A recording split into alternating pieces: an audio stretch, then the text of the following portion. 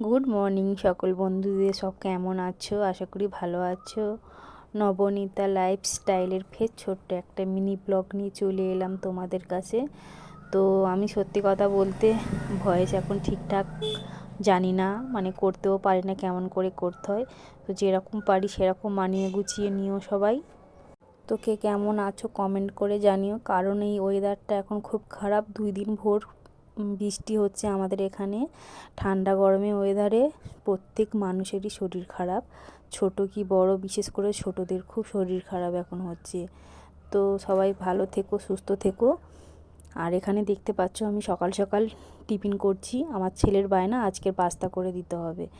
তো দুজনে ঘরে আছি, ছেলে আর আমি আছি। ওর বাবা কাজে গেছে, ওর বাবা এসে দুপুরবেলায় ভাত খাবে, ওই জন্যে আমরা হচ্ছে কি সকালবেলা পাস্তা করছি।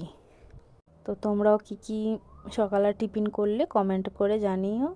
আর আমার ভিডিও যদি তোমাদের ভালো লাগে প্লিজ একটা সাবস্ক্রাইবার করে দিও, আর একটা করে লাইক করে দিও। কেননা আমি এখন নতুন, যেরকম পারি সেরকমই ভিডিও করি। আমি ঠিকঠাক মানে এখন ইউটিউব সম্বন্ধে এখন জানি না, যেমন পারি তেমন করি। আবার এই পাস্তা রান্না হয়ে গেলে টিফিন করে আমরা দুপুরবেলা আবার রান্নার এতে যাব।